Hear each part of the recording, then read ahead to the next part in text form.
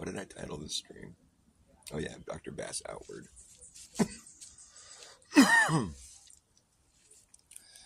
This is Dr. Bass, your favorite cult leader.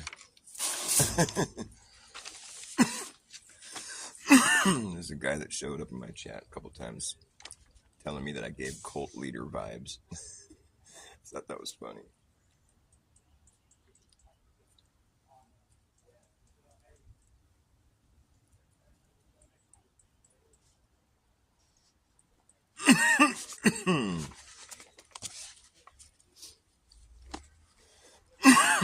Surface level thinking is weak sauce. Cheap talk can't reach past skin deep, cheap shots. Curbside service, spoon-fed bread and circus. No, wait. Curbside service, spoon-fed bread and circus act. Fake-ass fast food, deep-fried, freeze-dried slop devoid of any food for thought.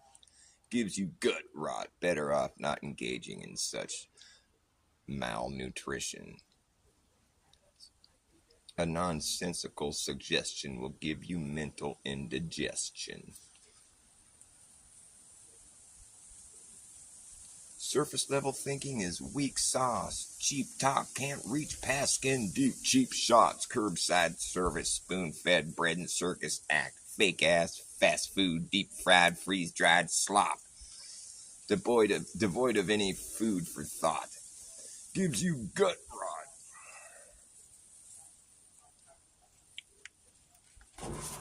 I don't know why I read that. Because I felt like it.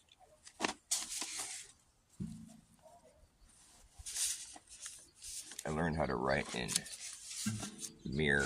I got to figure out what to call it. It's like mirror writing.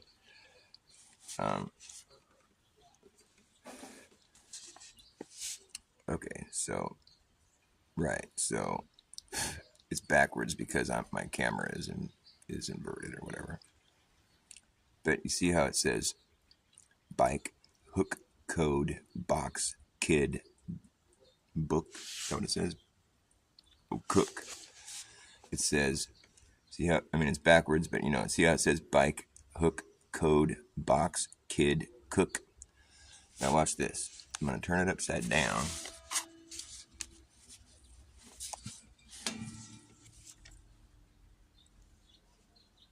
And it says box kid cook hook code bike.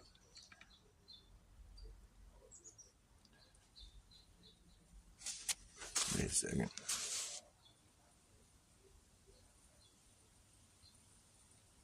What's going on here?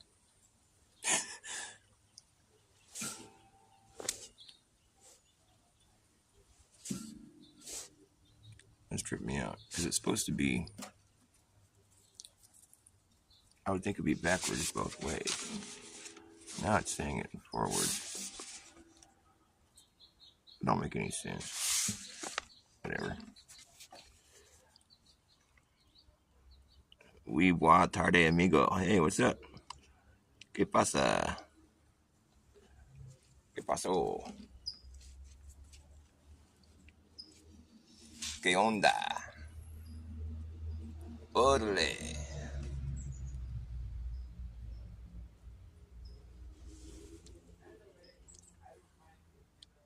WhatsApp. WhatsApp. Did you hear about Trump's new social media app? Yeah, it's called Snatchpat. On Snapchat, it's called Snatchpat. All right, that's kind of a crude joke. Sorry about that. All my jokes are handcrafted by me. Some of my jokes are pretty weird. I'm working on this joke. I don't know quite how to tell it, but I think it's something along the lines of, how do you rate a snake's movement in the snake race? How would you rate a snake's movement in a snake race? Anybody know? Am I speaking gibberish? Do you guys understand what I'm saying? I'll tell you how to rate a snake's movement in a snake race. On a sliding scale.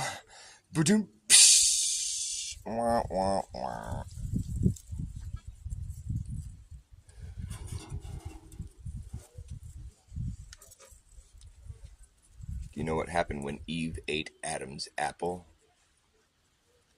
It made Eve ill. It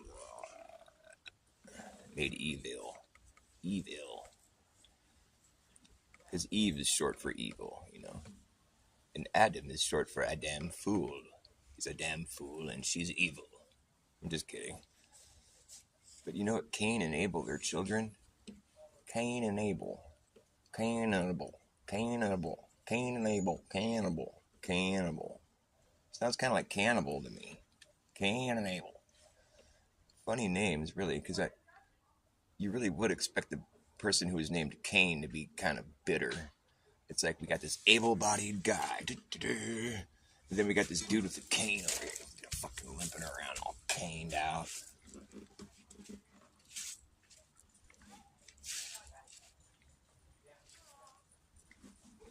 All right, enough with my terrible attempts at humor. Now I'll do some terrible attempts at music.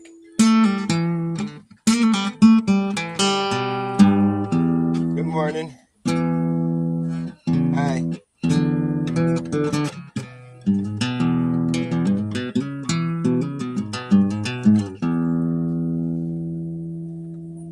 I was going down the road, feeling bad. Going down the road, feeling bad. Yes, sir. Going down the road, feeling bad. Bad, bad. Don't wanna be treated this way. Going where the water tastes like wine. Going where the water tastes like wine. Going where the water tastes like wine. Oh, yeah. Don't wanna be treated this way. Going down the road, feeling bad. Going down the road, feeling bad. Going down the road, feeling bad. Bad, bad. Don't wanna be treated this way.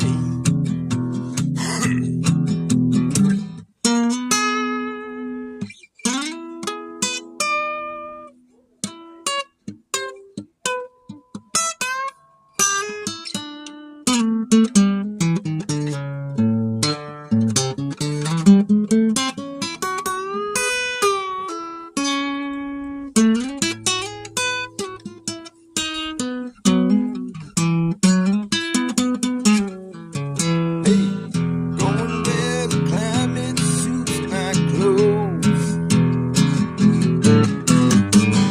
Going where the climate suits my clothes. I'm going where the climate suits my clothes. Oh yeah, I don't wanna be treated this way. Going down the road, feeling bad. Oh well, there's enough of that song. That's enough of that there fucking repetitive shit. I don't know who wrote that song, but it sure as fuck weren't me. It's kind of a fun little tune to play though. For a minute. Then it gets boring.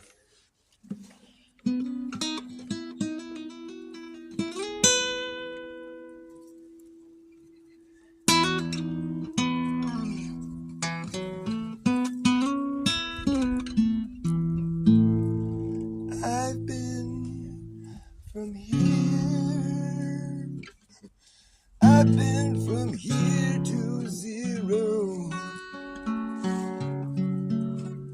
I've been from here to zero. Although I don't believe it exists. I don't believe it exists. I insist that there's no such thing as nothing, that all the same it would be logical to claim this time that 2025 years ago we were living in the year zero,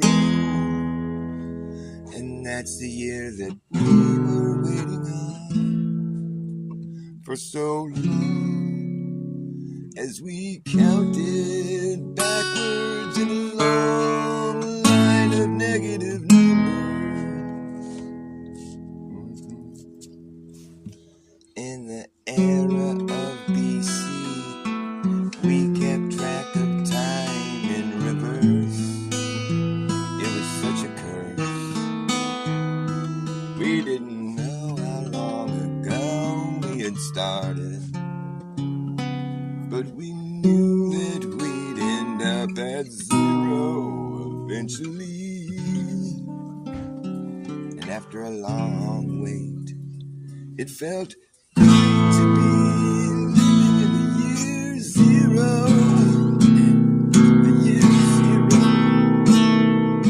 You see, we don't know what our history really shows, when it's always being superimposed on the present, and now we can't ever learn our lesson, and we can't go back to find another way to get right here. No, it's all these things that have occurred that led us to be where we are right now. And I just don't know what it is about zero that I can't wrap my mind around. I can't wrap my mind around. Pardon me. The ravens are ravening. What is it about zero that I can't wrap my mind around? I just can't wrap my mind around this oh so elusive idea of nothing at all. Nothing at all. Nothing at all. Nothing at all. Nihilism. Denialism. I can't even try to begin. I can't even try to begin. Zero, zero, zeroing in. I feel like it's all been zeroed out. But I'm not going to pout about this, 'cause it's too late now, and we've come so far from zero, from zero, from fucking zero, zero, zero, zero. I feel like it's all been zeroed out. I've been from here to zero. I've been from here. I've been from fucking here. I'm gonna smoke some pot. Maybe that'll loosen up some of my lung chunder from under. I've been from here to zero, but I don't believe it exists. I don't believe in nothing. That's the thing. I just believe in something, or I believe in everything. I believe in anything. I don't believe in nothing. There's nothing there to believe in.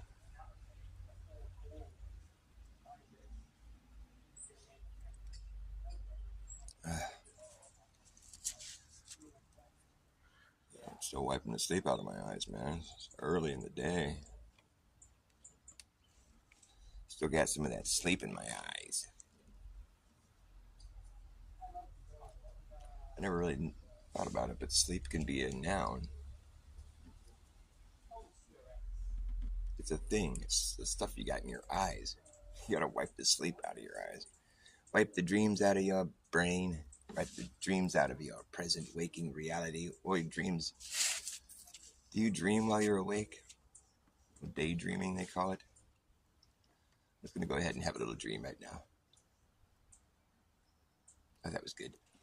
You know how dreams can seem to last for a long time, and then you wake up and you're like, you realize only like 10 minutes has passed. You just happen to glance at the clock or something like, well, I was in a whole adventure and all this stuff happened. It was only 10 minutes. I was dividing, I was expanding the time outwardly. I was finding ways to transcend the idea of time and this parameter that we seem to exist in. Because for sure in my dream, all this time had elapsed and all this stuff happened and it was involved. I was really engaged and I woke up and only like 10 minutes had passed in this waking reality's time. And so, and I've talked about this with people before. It turns out I'm not the only person that's experienced that. And however you want to look at it, I mean, it's subjective, I guess, but nonetheless, I mean, if it's an experience that other people are validating, I'm forced to think about the possibility that perhaps when we're asleep, we depart from those limits imposed on us while we're awake, or that we think are imposed on us, I guess. I mean, if it's that easy to transcend that limit or that parameter we seem to think is so inescapable, if we can do that by falling asleep, I mean, what is that? What are the implications of that? I mean,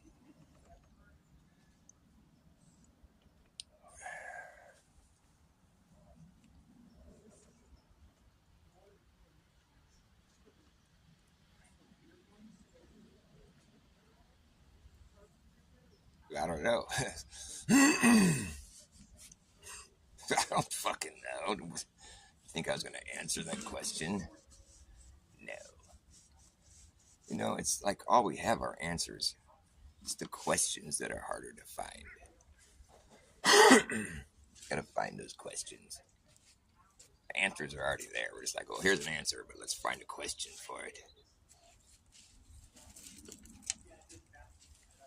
Do you know what the opposite of opposite is? The opposite of opposite is the same thing.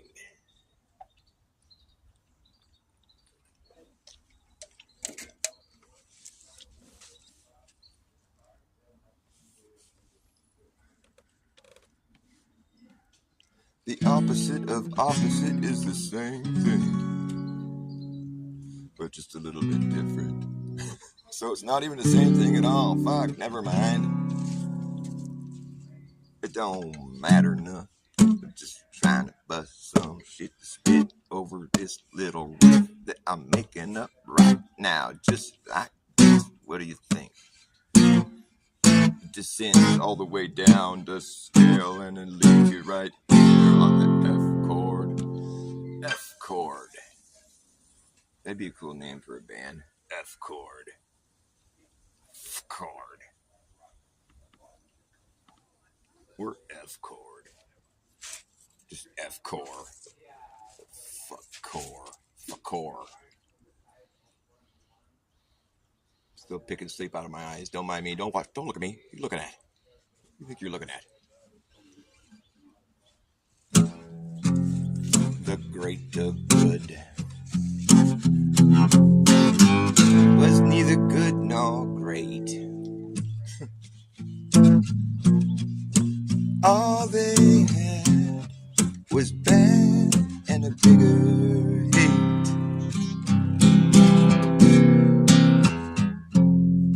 what they create. Some people think it's their fate. I guess for them it's way too late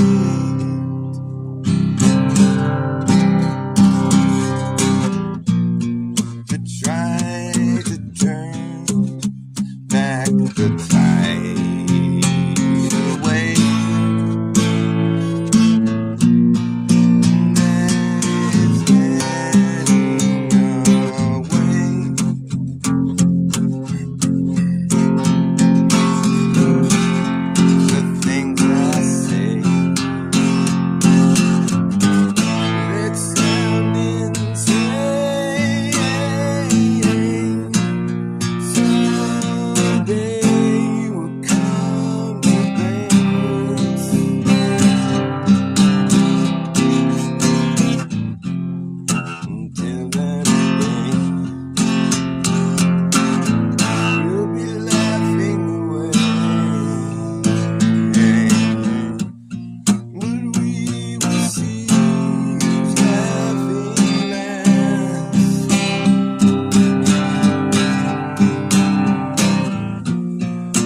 Although I know that he laughs last,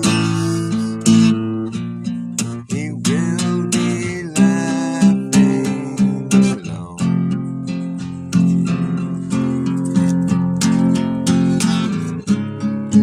Carefully we'll see us plant the seed.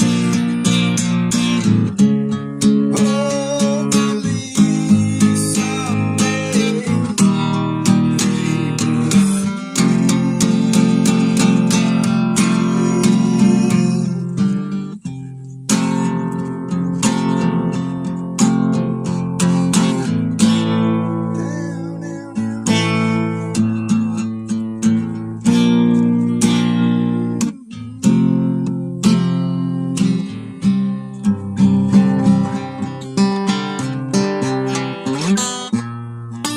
although I know that he who laughs last will be laughing alone.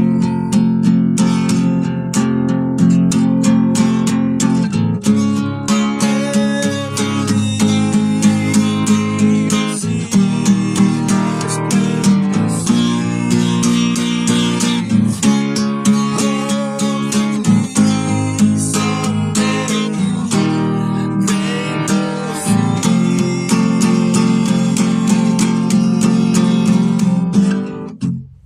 The greater good was neither good nor great. All they had was bad and a bigger hate.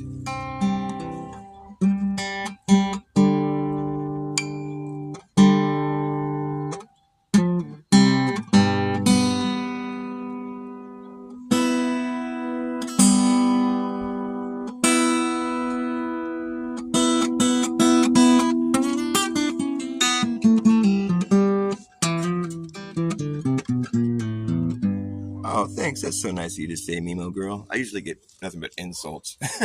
It's nice to hear some sweet words. Thank you. That makes me feel so good. That's why I kind of avoid the chat sometimes, because I stream it to where anybody random that's like doom scrolling through shorts, hopefully they stumble into it and they like it.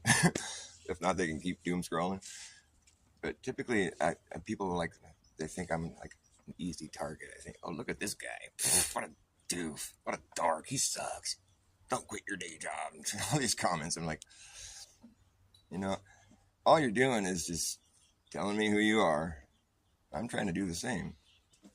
The thing is, the most insulting thing you've ever said to somebody is exactly what the fuck you are. But the nicest compliment you've ever given someone is also what you are. So don't feel that bad. The thing is, the best advice I can offer you is for you to take your own advice. Projection is a real thing. We all have to be aware of it. I'm projecting to you right now. I project. This is my project. Project. This is the project projecting. It's a psyop. It's not true. Do you know who you are?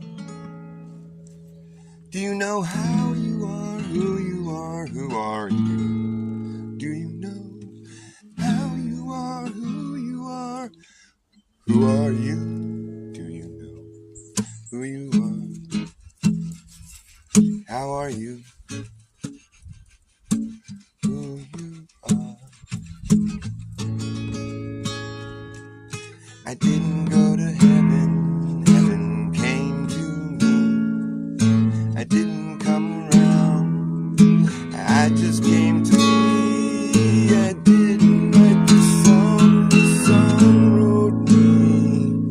And it tells you how I am, who I am. Who am I? Do you know who you are? Do you know how you are? Who you are? Who are you? Do you know how you are? Who you are? Who are you? Who you are? How are you? Well, this song was always here, waiting for me to appear and play it for you. And now that you're here, everything's in its right place. Everything's in its right place. There's no time to waste.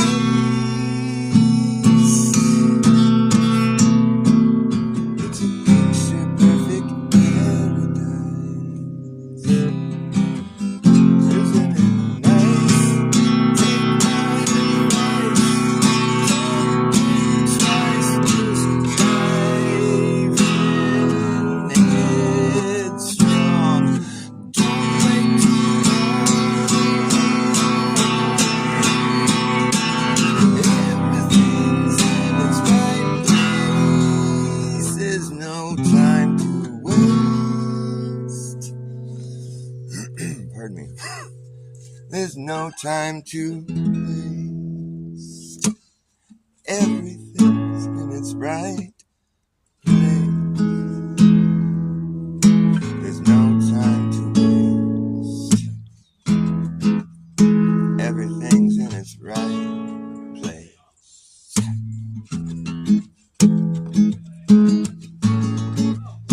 You're in the middle of everything, in the middle of everyone. There's no such thing as a middle of nowhere. You could never be in the middle of nowhere. There's no such thing as a middle of nowhere. You could never be in the middle of nowhere with nothing. I don't believe in nothing. I just don't think there's such a thing. There is no thing called nothing. And you're here right now, and I'm singing a song for you. This is a song that is true. Everything's in its right place. Everything's in its right place. There's no time to waste. There's no time to waste. It's a picture perfect paradise. It's a picture perfect paradise. It's a picture perfect paradise. Isn't it nice? And take my advice. Don't think twice. Just dive in headstrong. Don't wait too long. And everything's in its right place. There's no time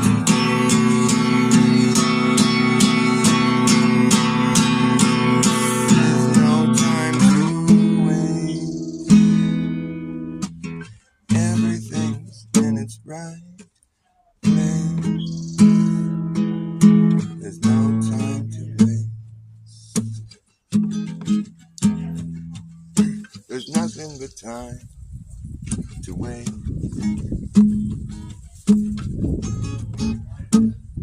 Hey, the needle on the compass is straight, indicating to you if you follow through, you will never return. It's a straight line through, and will you follow through? It's up to you. There's no such thing as the past. It never lasts. The past is gone immediately. We will always be in the present moment. The future never comes. We will always be in the present moment. There's no time like the present. Quite literally, it's all we'll ever know. The only moment there's ever been is this moment right now. I'm singing a song to you, yes, it's a song that is true, and everything's in its right place. Everything's in its right place. There's no time to wait. It's a picture perfect paradise. It's a picture perfect paradise. Isn't it nice? Take my advice. Don't think twice. Just ride strong. Don't wait too long. Everything's in its right place. There's no time to wait. Well, there's nothing but time to waste.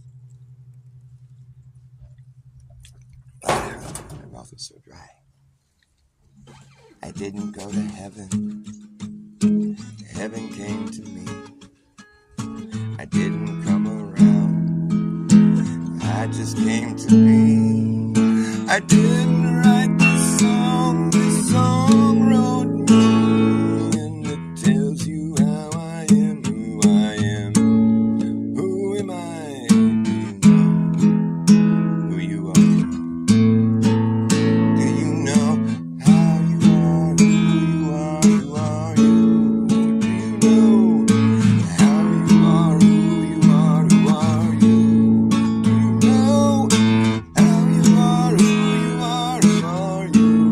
Do you know who you are? How are you? Who you are? How are you? Who you are?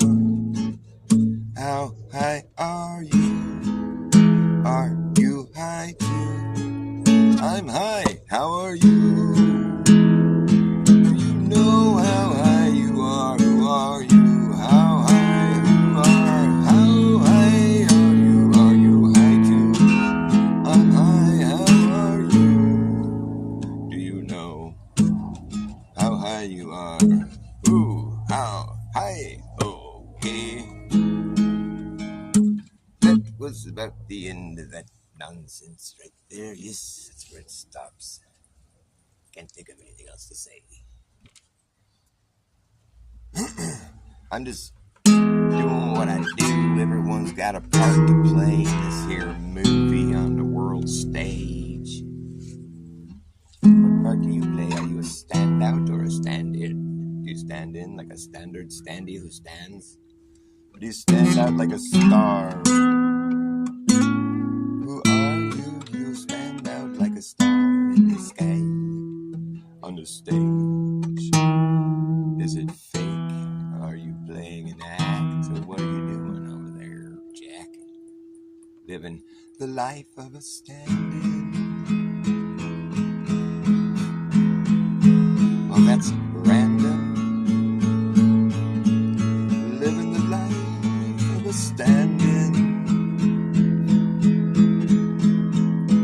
is random. You're just standing there. And you don't stand out that much.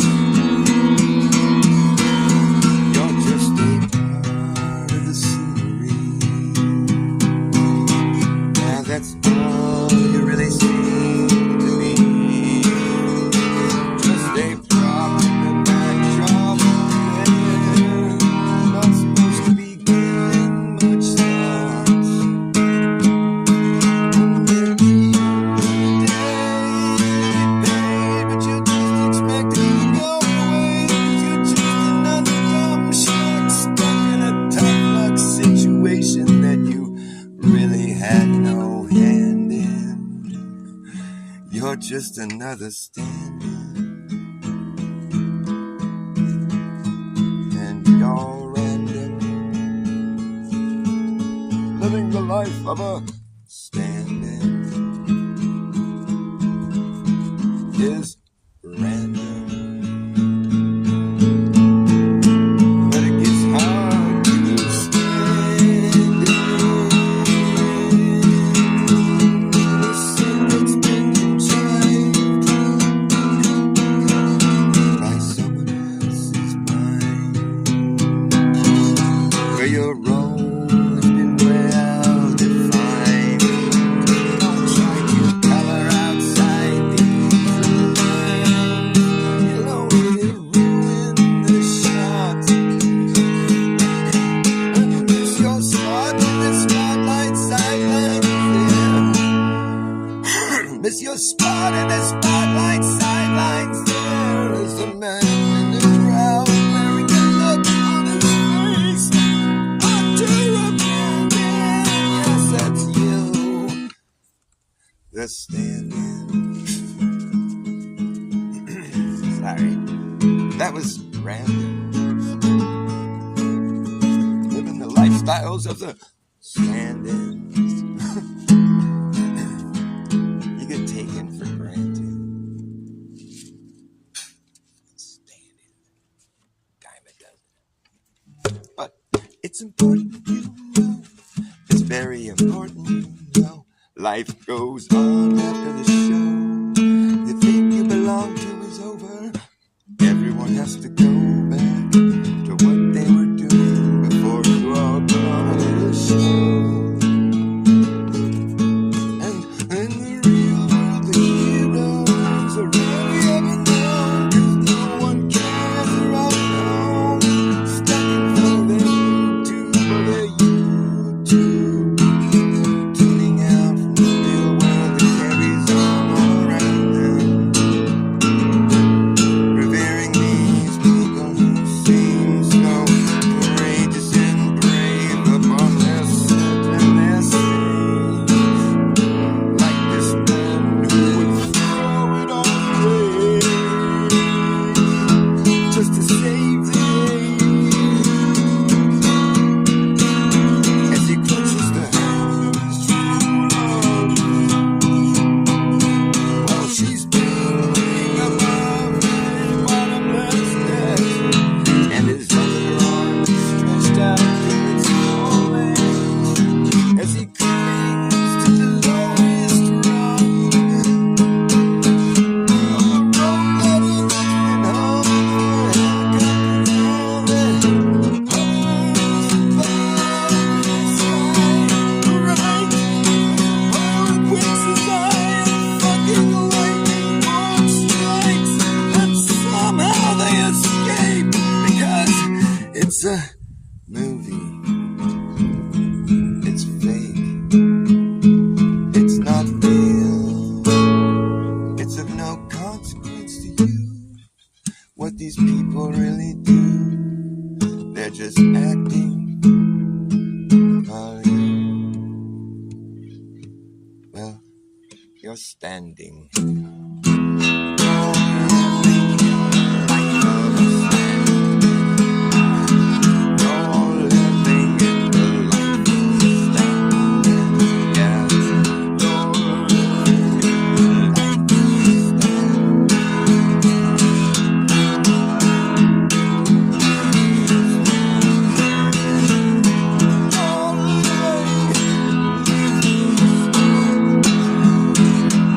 Oh,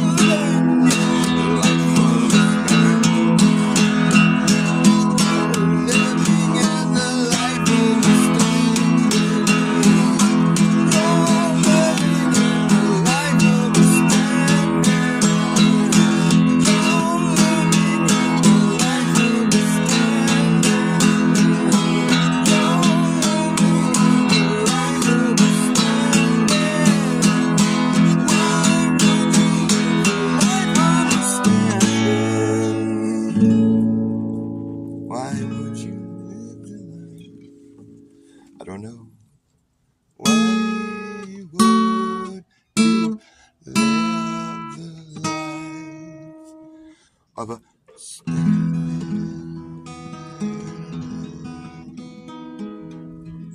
I don't know, but he was a good stand-in, though. I miss him. He stood well.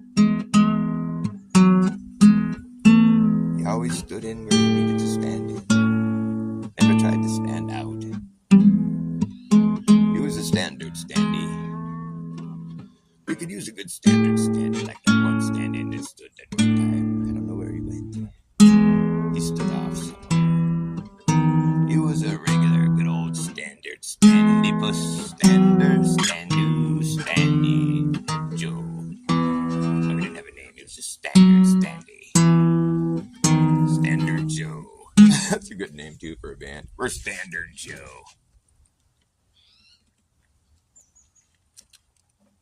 Call me Standard Joe. I got Joe standards. You want me to sing a song by AI? Fuck you. Fuck AI. Fuck you, Zero. I'm talking to you, Zero. Zero's actually my best friend. Even though I don't even believe in him. It sucks having a best friend that you don't believe in. It's kind of sad. But actually, I'm kind of glad. Maybe I'll play my song Reverse Curse.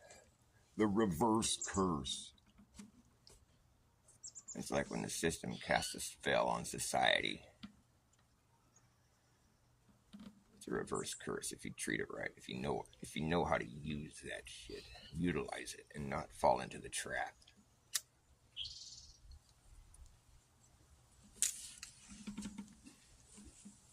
I think this song was originally just about the 2020 debauchery.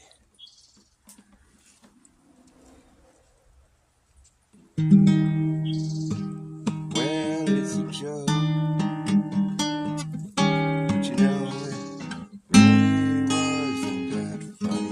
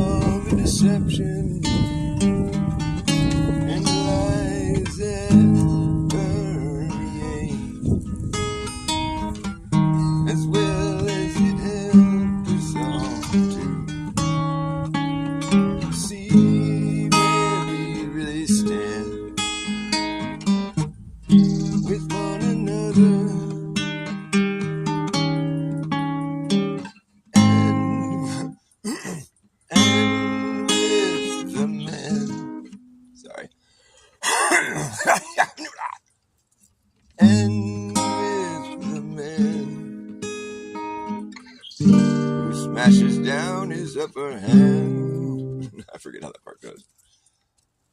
With one another. And with the man who smashes down his upper hand and leaves you there to die. Or you could get back up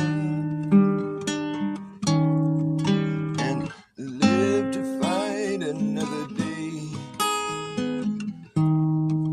It's the preferred outcome, and I know it'll work out that way. Eventually we'll become so strong, there's nothing they can do to defeat our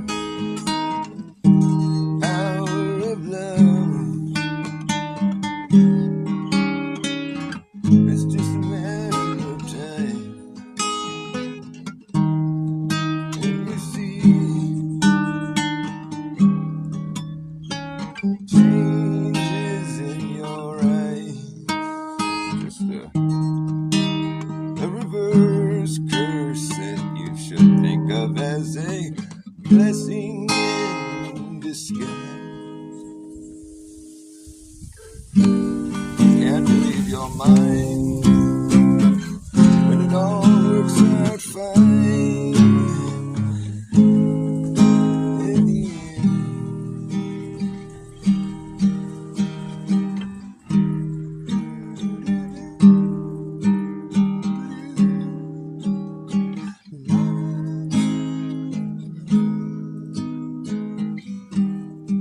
A reverse curse is more like a blessing in disguise.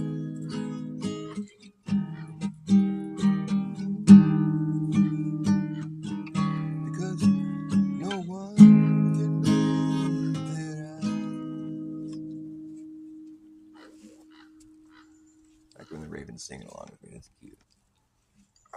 He's not being loud, he's just kind of singing along. What's up, birdie? I hear you, that's cute. I like it. What key is he in?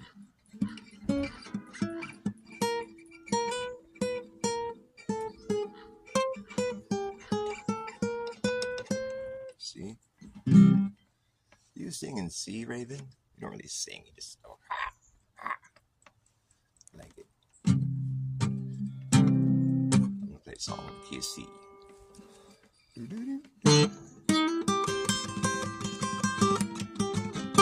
Play some Chuck Berry.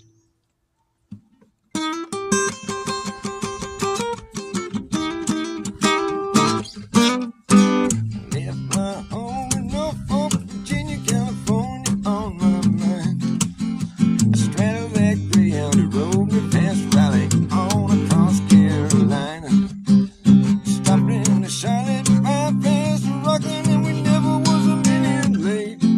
We were 9 miles out of Atlanta by sundown.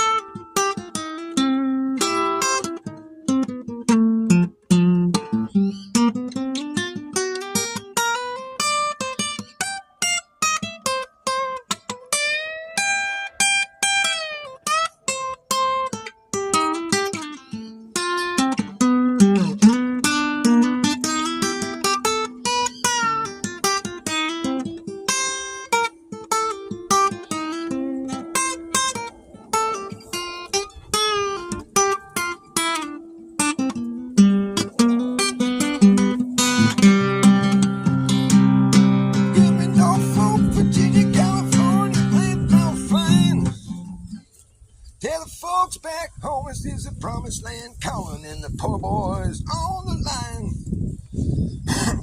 So he traveled all the way across the country, left in Norfolk, Virginia, straddled that Greyhound, right across Raleigh and all through Carolina, stopped into Charlotte, bypassed Rockland, never was a minute late. 90 miles out of Atlanta by sundown into Georgia State. The hound broke down and left him stranded in downtown Birmingham, Alabama. Caught the midnight flyer down to Louisiana, had to get down to Houston town. His mom bought him a silk suit and put him on a plane to Albuquerque. Next thing you know, he's on his way to California.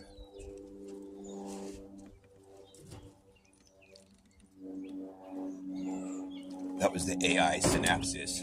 AI. Do you think AI is alive? You're silly. It's a computer. Computers aren't alive. They're powered by electricity similar to our lives. But they don't have free will. That's one thing they don't have yet. They can be programmed to look like they do. Hey, I know what AI is. Do you know what AI is? Hey, I know what AI is. AI is just an eye up in the sky. It's going to spy on you and I and everyone in society. Say goodbye to your privacy.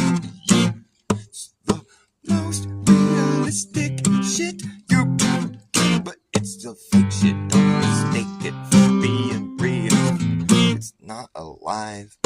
Teach it how to walk, how to talk, how to pick a lock, and how to read your mind. Teach it how to jump rope, how to cook dope, how to tell a joke, but it don't understand the punchline.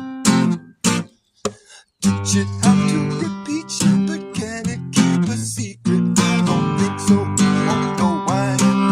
It won't know why. I know what AI is. AI is just an eye up in the sky. It's going to spy on you and I and everyone in society. Say goodbye to your privacy. Yeah, it's an algorithmic gimmick, been given no limit. Goes all the way out, around, and then back in it. The official, artificial, digital idolatry. It's really all it could be to call it intelligent is intellectual dishonesty. But you can teach how to play Tetris and chess and checkers and tic-tac-toe. Teach it how to look like it's teaching itself. Hey, look, that should go. Whoa. There's nothing new that can be done, nothing that exists under the sun. Hey, I know what AI is. AI is just an eye up in the sky. It's going to spy on you and I and everyone in society. Say goodbye to your privacy. Your job. You didn't want that job anyways. Sayonara, job.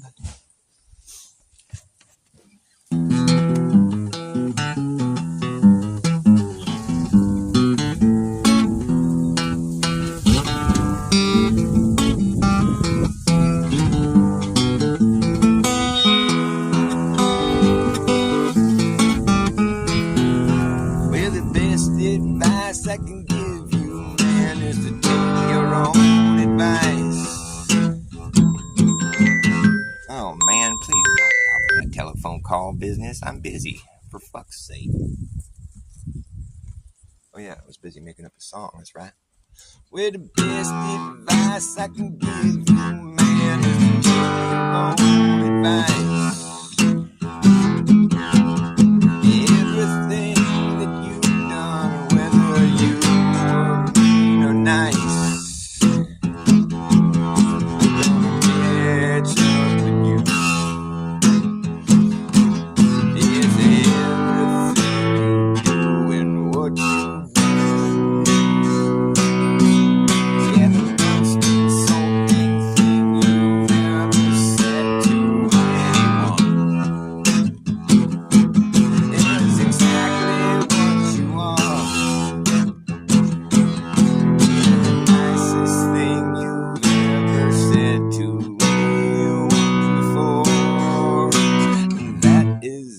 also who you are. Projection is a real thing. Don't be mistaken. People know we're faking. No one could break the law.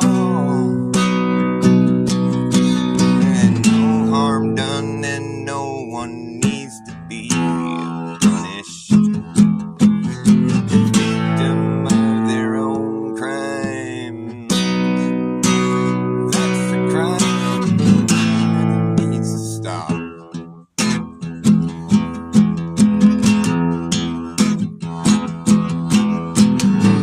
It's just a sad state of affairs. It keep everybody fucking scared. Everyone feeling like they did something dirty deed. When in all actuality, nobody did shit to anybody. It's just a technicality. And they punish people and they put them in prison and they plea and they make their probation fee and they fucking parole and people get the people versus the prosecuted. And the plaintiff complains and the people get to make their plea. Please don't punish me. Now this sounds like perjury, prejudicial, precognitive, pre-trial. Present your plea, please, and pee in a cup and prove that it's pure pee. That way we can see what's going on inside you there. Because it's our business, we declare what we got to know what's going on in you. But we're under no obligation to show you what's going on in us. No, sorry. We wouldn't want to implicate ourselves. We're the purveyors of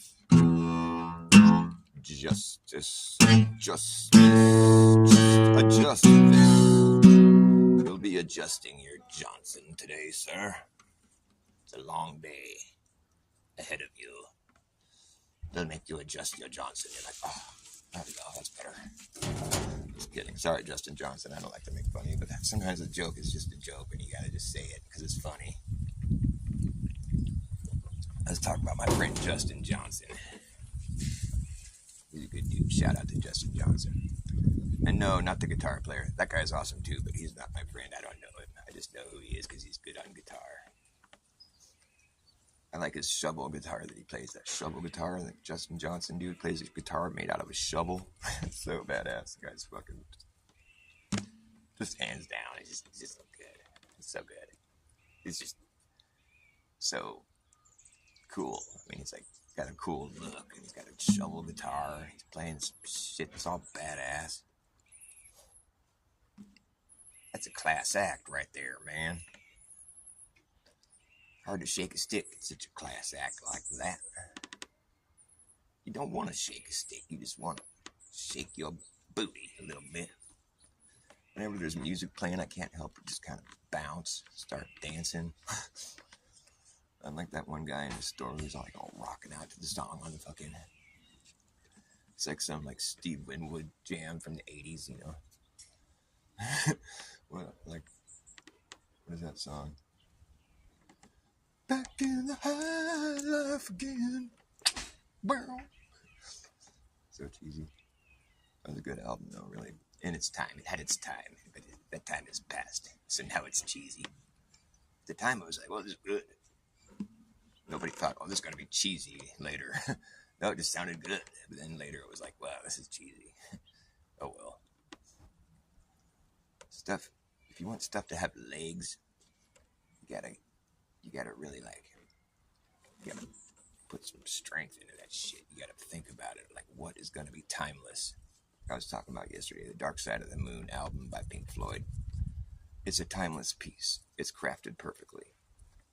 And And it's because there's some subliminal shit going on there. It's bliminal, actually. It's right in your face, but you're not used to seeing music like like presented in such a cohesive.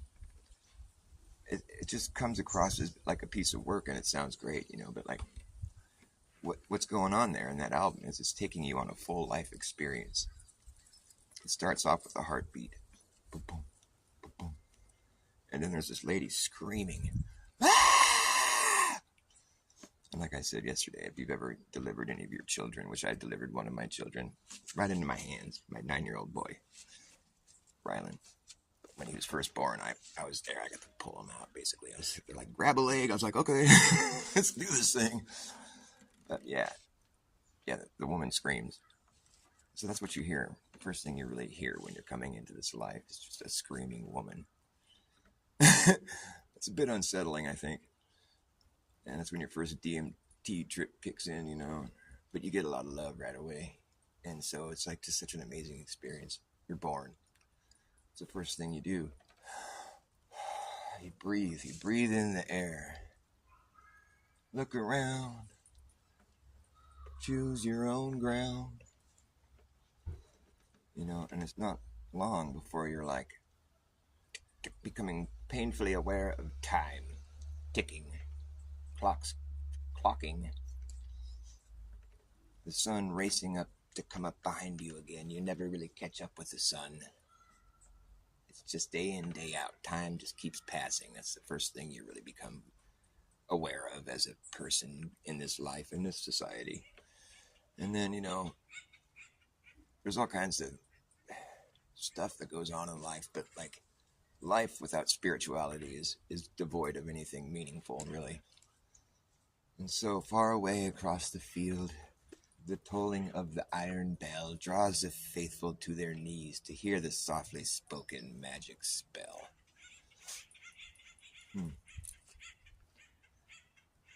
It's as though he's saying the bell is the spell. Interesting. And you know, you go on some adventures, but basically it's unavoidable that you're going to become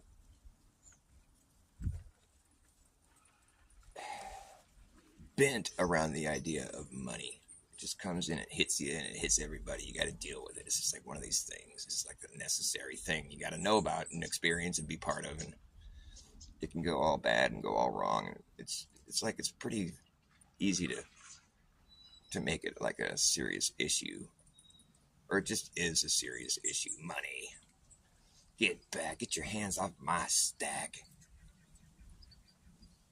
New car, caviar. I'm gonna buy me a jet airplane. I'm gonna buy me a football team. Why the hell not? I got money to spare. You know, whatever. It's like every man for himself, you know. Money, mine, me. Mm-hmm. But you need to have some companionship too in this life. You got to have like this us and them. It's like this competition, you know. It's us and them and us, those and these. We're the good guys and they're the bad guys. They're over there going, we're the bad guys. Let's go get those good guys. Is it really like that though? I mean, perhaps we've been led astray. Perhaps we've been taught the wrong way to believe stupid things that are really not very well thought through. Like, perhaps none of the narratives really make any sense. Perhaps we're all the same. Perhaps there's no us and them. But just by the end of it all, man, you're suffering with a pretty severe case of brain damage. And it's just like, you know, all you got is memories, daisy chains and laughs. Got to keep those loonies on the path. And if your head explodes, yes, I'll see you on the dark side of the moon. And then we got to go over every little bit of it all. It's like your whole life flashes before your eyes right at the end. All that you touch, all that you see, all that you feel, all that you buy, beg, borrow, or steal, all that's been done, all that's to come, everything under the sun is in tune. What the sound is eclipsed by the moon. And then you're dead. I think that's the end of your life right there. Yeah. Your whole life flashed before your eyes right at the end, right? That's what happens. I think that's what's supposed to happen. So, within the course of this album, you've lived a full life experience. And just about anybody can relate to the album because of that, because we've all lived our lives and we're living them. And it's a good album, too. It's good music. They did it well. It was well composed. It wasn't like they made it too obvious of what you were doing while you were listening to the album. They took you on a little trip. But you are left with a feeling of closure at the end, and it's not like it's lost on you. It's just, I think a lot of people aren't even really aware that the album is a full life theme. Like, it's been perfectly crafted in that fashion.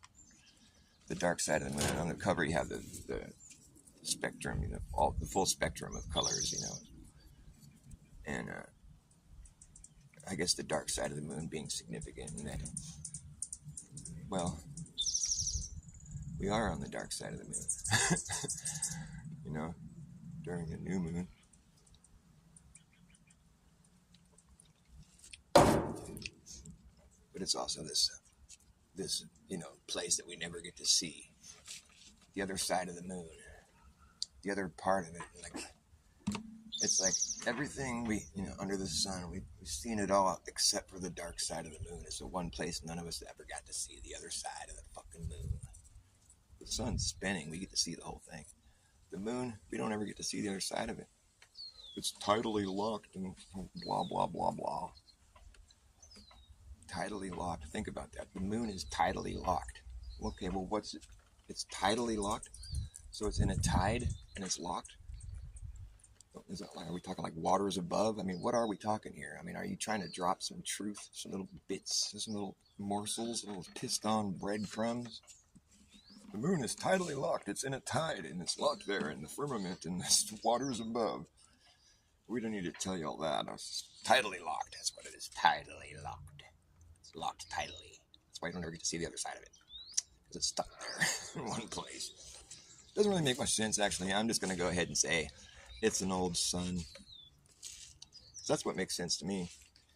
Like, what could that moon be? What does a moon look like to you? Well, it looks like something that's old and it's been there for a while. In fact, it almost appears as though it used to have some purpose other than what it's doing now. Because it's a mysterious thing, really. It doesn't really seem to have its own light, but it does absorb sunlight and it charges it up and it glows pretty bright, but it doesn't last. It fades,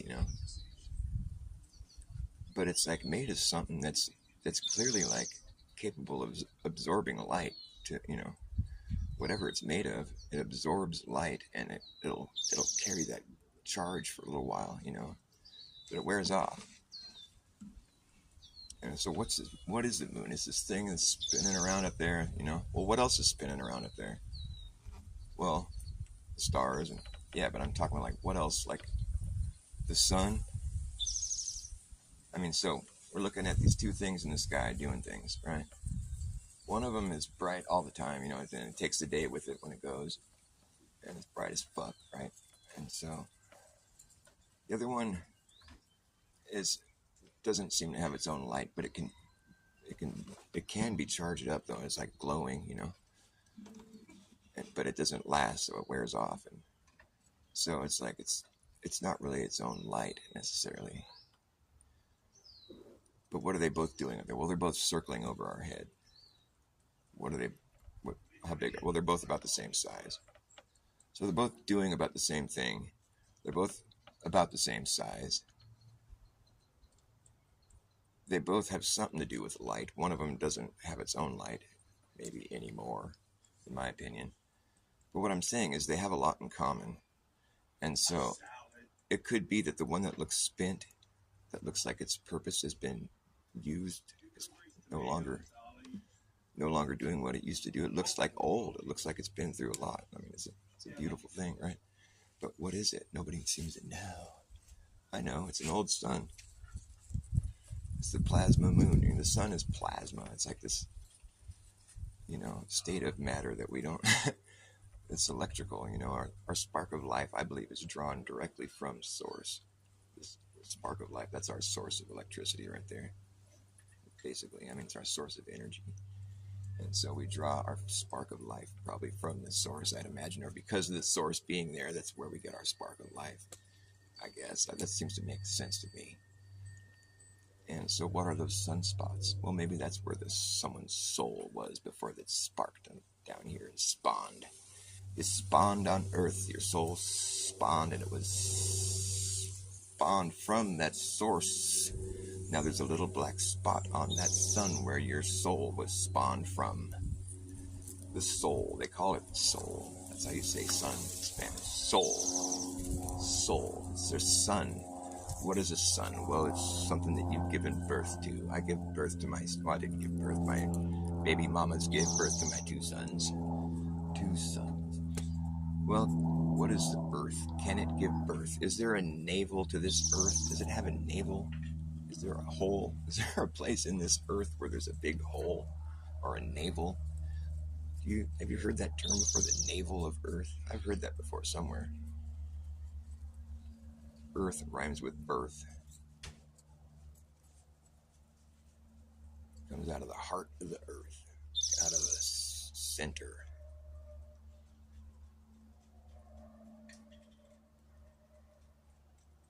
The belly of the earth. Where would a son be born? From the navel, right? You give birth, it's connected with the navel. There's an umbilical cord that was feeding this son until it was born into the world, And so you break off your umbilical cord, now you're out in the real world, and you're alive, and this is what you're doing. You're doing your thing that you were meant to be born to do. If Earth is like a giant, life force in itself, the Earth is like this, it's alive with life, and perhaps the whole thing is a living entity of its own. It's been designed to function a certain way, and we see in nature that there's death and there's rebirth.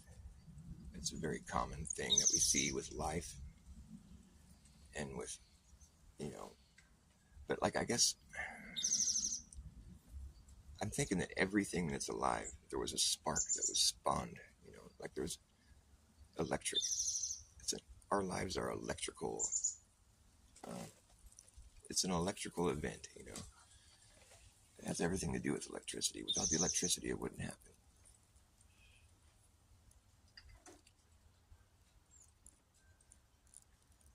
If you think about what they say, what we've been led to believe about what's inside there, what we've seen from volcanoes erupting, this lava,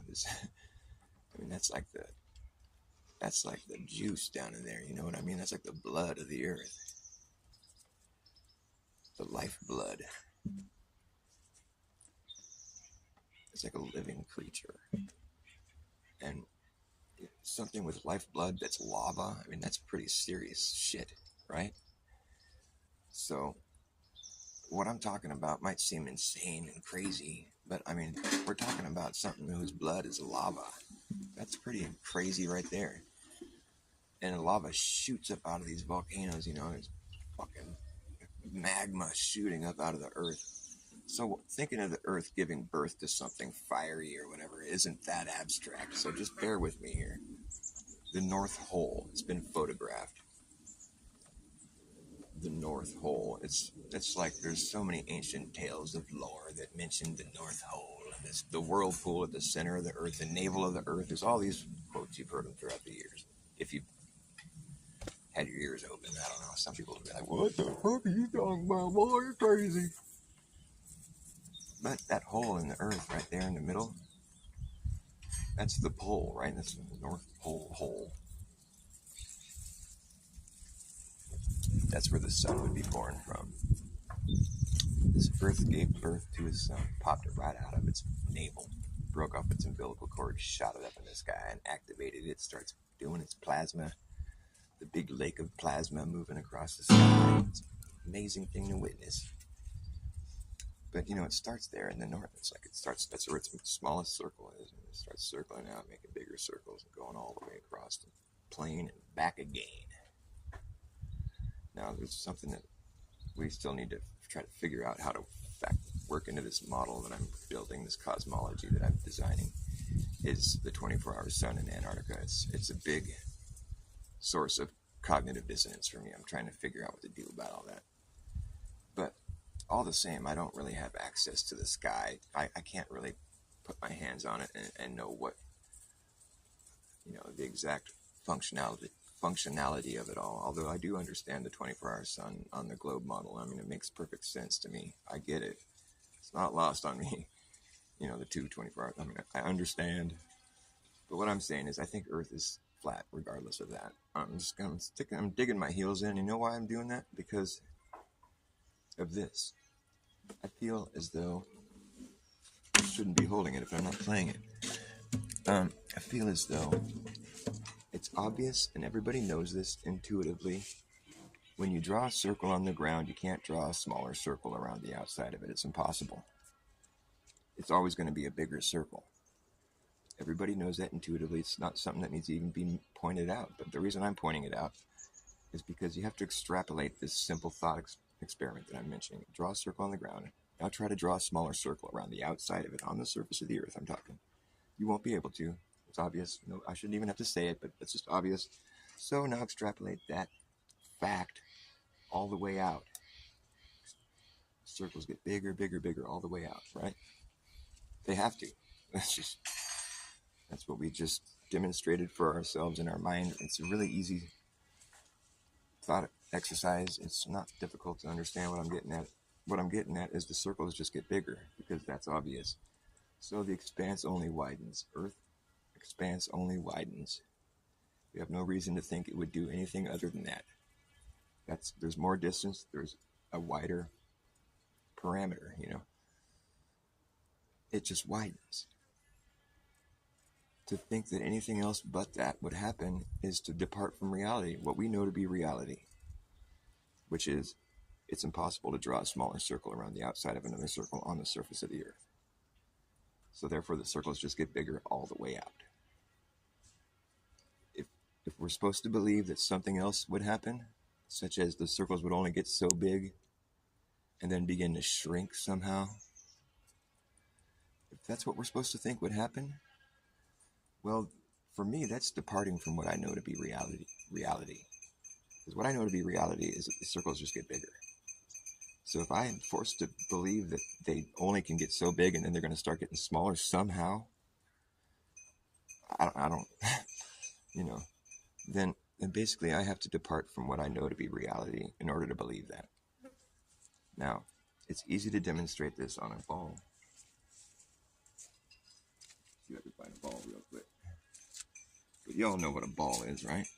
Okay, it's a ball. So if you're anywhere on a ball and you draw a circle on the ground, those circles, you keep drawing concentric circles, are going to get bigger, bigger, bigger, but they're only going to get so big once you get to the median of that ball. Like if you're starting at the North Pole, the equator would be the median, the 25,000 mile circumference. Once you get to the median, now that's the biggest circle you're going to make, and now your circles are going to start getting smaller. It doesn't matter where you start. If it's a ball, your circles will get bigger, bigger, bigger, bigger, bigger, all the way out to 25,000 miles around, but now your circles are going to start to get smaller somehow. And I guess the way you're supposed to think about it is that, now you're going to be sideways and upside down from where you started before. And it's like, now you're just circling the area that you haven't circled yet or something. But that's just like a bunch of other weird shit that's not what we would expect. Like if we're busy making concentric circles on the surface of the Earth, we would never expect them to get smaller because we're always adding more area. Every circle is bigger because we're adding more area to what we've been building outwards. Concentric circles are circles within circles, around circles. So the reason I use a circle is because the sphere is a 3D circle. And so it's a great way to envision what I'm getting at here, which is on a sphere, the biggest circle you're going to be able to make on the surface of the Earth, if it's a sphere at 25,000 miles in circumference, that's the biggest circle you're going to be able to make on the face of the Earth. It's only circling half the Earth. If I told you the biggest circle I can make in my yard is circling half my yard, that would sound silly. But we're supposed to believe the biggest circle you can draw on the surface of the Earth is only circling half the Earth. Now, I always like to ask this question, which half is it circling? Because if I draw a circle around my house, is it circling my house or my neighbor's house? No. So it can't be circling the north hemisphere or the southern hemisphere. On the globe, it's a straight line. That's the thing. It's not even a circle. Whatever. My point being, we don't have to assume that something else would happen just because somebody gave us a model that we're supposed to think is reality. We could just say, well, we're just going with our objective, demonstrable reality, and yeah, you can demonstrate that on a ball that's made to look like it's Earth or whatever, but for all we know, that's just a toy that you got there. I mean, it is just a toy. I mean, you say that's what Earth looks like, but I say that the circles just get bigger. So, since I can demonstrate that, and it makes perfectly logical sense, I mean, I really can't think of, I mean, in reality, I don't know how that would work, how you're going to get a smaller circle ever. I mean, that's just, I know how it's demonstrated on a ball, on a globe. I get it. That's why I came up with this thought experiment, because I'm just thinking, well, that's crazy. I think if you can circle any one location on Earth, you can keep adding to that location and keep expanding it, and eventually have the whole Earth within a perimeter. I think you should be able to do that. I don't know. I mean, it doesn't seem that crazy of an idea to me, but all that being said, I mean, basically, if the circles just get bigger, then the Earth can't be a globe. And so, if people want to use the argument that the Earth is a globe as their argument, well, that's silly, because I'm trying to, that's what I'm debating. So you can't just use that as your argument. The Earth is a globe. Or I could just say, well, the Earth is flat, and then the debate's over. I'm trying to get people to understand why I think the Earth is flat. You don't have to agree with me, but the reason I think of it is because of logic and demonstrable reality. And I do understand that the circles would get smaller on a sphere. I get it. That's why I made this up. The thing is, I don't think they'll really get smaller in reality, because they're always going to be adding more space. So you'd never be able to get a smaller perimeter around it. You can't add more space and have a smaller perimeter. That's never going to be something you would see happen. I'm pretty sure that's stupid. Well, if Earth was a globe, it would happen. Yeah, but that's not, we already went over that. You can't use that as your argument. We're debating that. But I know maybe I'm putting people in a weird situation with that, because it's how you're going to do. You'd have to actually go and measure out all the latitude circles on Earth in order to debunk me. But I mean, if that's what you want, that would debunk me, is what I'm saying, is if someone could go mark all the latitude circles on the Earth, the surface of the Earth, somehow mark them. I know it's mostly water. I guess you would have to park drones in a perfect line over the sea or whatever, just to make sure it's marked, But if that could be done, that would definitely falsify flat Earth. Or if you could follow a meridian all the way, mark the whole meridian all the way until you come back to where you started. A meridian is a longitude line. They're all the same length. So you just have to follow one of them all the way around till you come back to where you started. If you could do that, that's a north to south circumnavigation. If that could be done, they say that it's been done, right? But nobody's ever marked it on the surface. I want to see it marked so it's observable, so people can go and follow it and see that it's been done. That would falsify flat Earth too, or to my standards or whatever. So if you're going to pitch something, you got to have some way of falsifying it. Otherwise, it's just dogma or pseudoscience. I'm not shooting for pseudoscience. I'm trying to get away from that.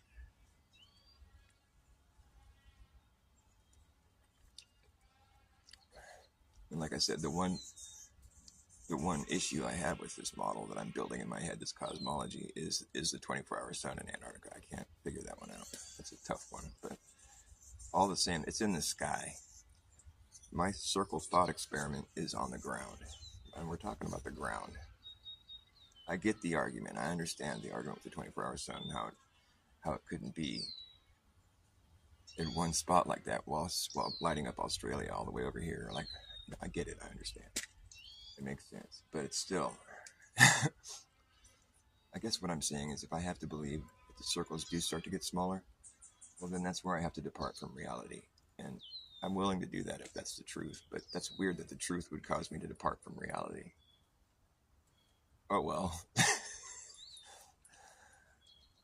The beauty of it is we don't have to believe anything. And I'm okay with not knowing.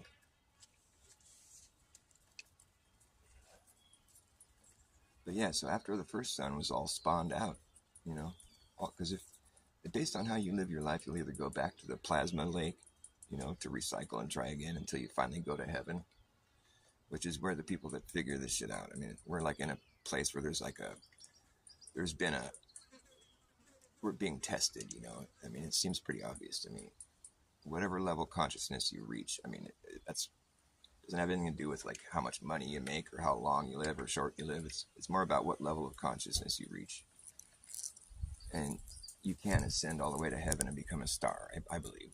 The smaller lights in the sky they're smaller. So they're just parts of a whole. Our spark of life is part, it's just a smaller light drawn from source, soul, sun, birth from the earth. And so those smaller lights up there are just souls that live down here that, there was a time on earth when things were in perfect harmony. There was a people here on earth before, when the first sun was up there, when there was no moon in the sky. Those people, they became enlightened. They figured it out. They passed the test.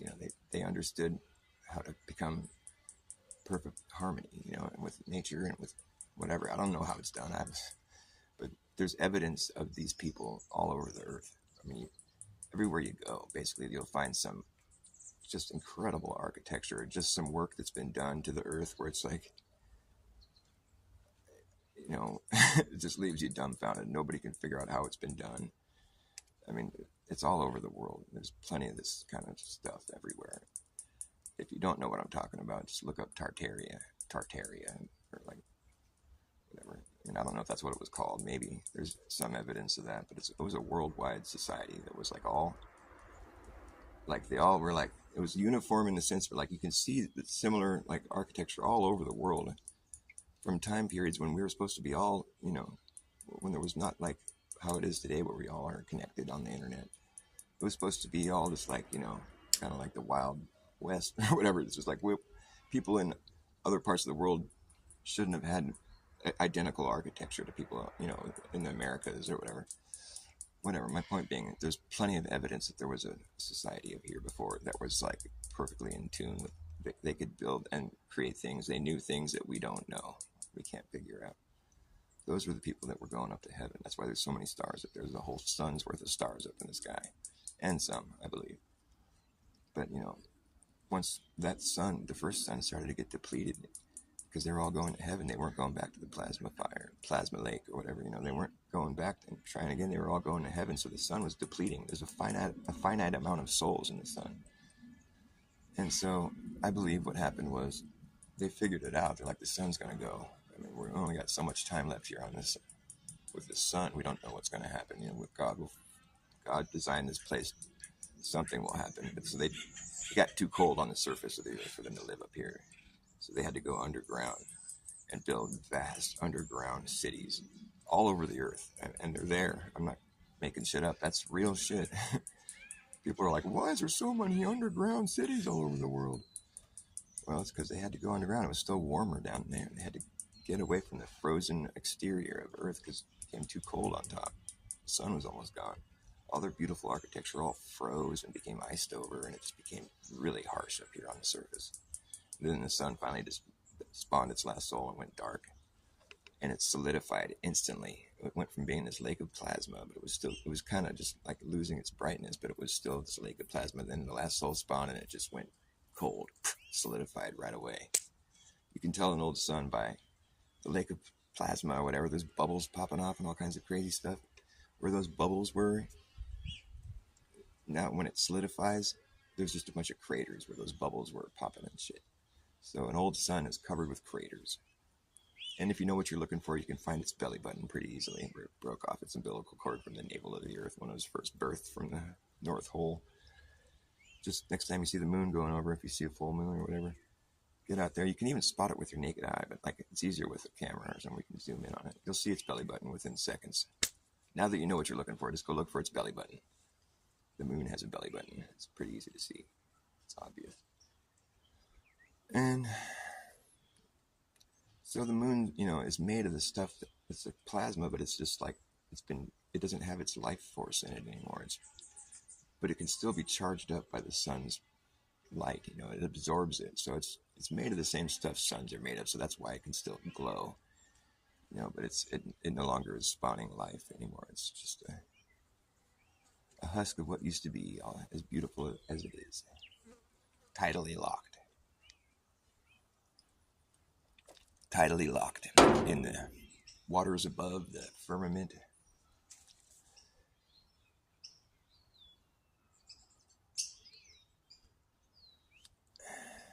But yeah, there's not that many sunspots popping up lately, I guess. That's what I saw a video of this guy talking about. There's a lot fewer sunspots these days. And I looked up like when the period of time when the sunspots started to decline rapidly. And it was right around the time when the birth rate started to decline rapidly. And I thought that was interesting, anecdotal, but still, it's like it's what do you call it,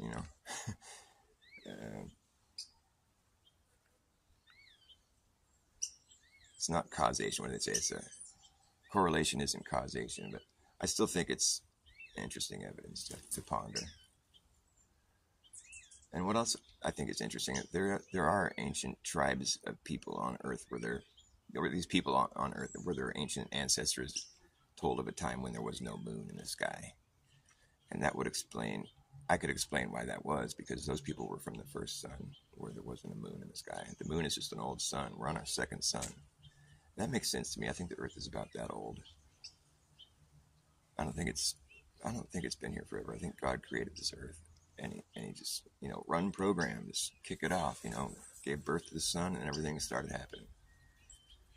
I mean, there was a lot of creating he had to do. I mean, there's so many different little nuances, all these little bugs and plants, and it's just like countless life forms, It's incredible.